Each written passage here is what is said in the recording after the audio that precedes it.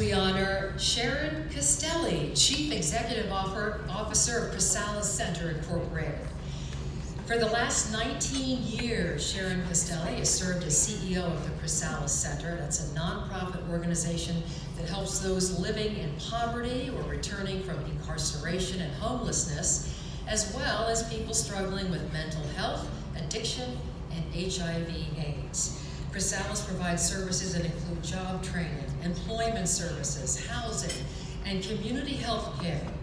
I spend a lot of time listening to clients and understanding their needs, Sharon says. I hear about how people are treated them badly because of their status. Some of these people have spent so many years in institutions, and having a place where they feel safe and respected is very, very important.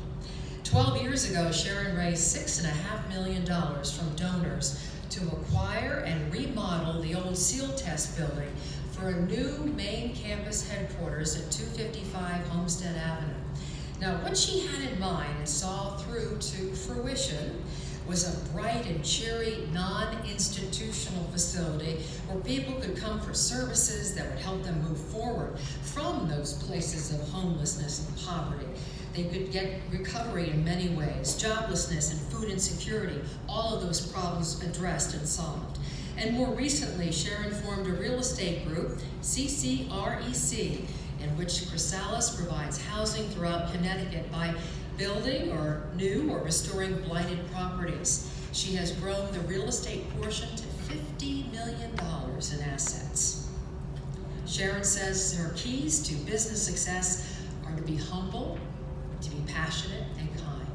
Make time to celebrate even the smallest of victories, and always ask, how can we do better? Let's hear more now from Sharon about her vision for the future generation of women.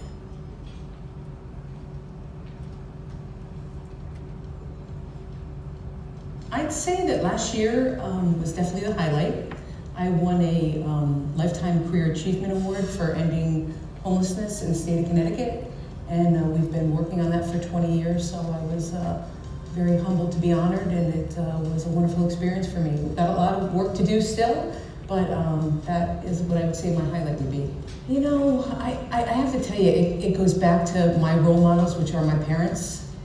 Married 57 years, worked in a family business for 30 together, and so they inspire me every day. They're still alive, they're in their late 80s, but I look to them when I was a kid, and I still look to them as an adult for advice. I just would say that there's, I just think it's really important for young girls to get involved in activities or get mentors, because I think that there's a lot of pressure on young girls in different ways than there are for young men to be able to grow and mature and get into the working world. I think they're heavily influenced, so good mentoring and good support, I think that's really practical and important.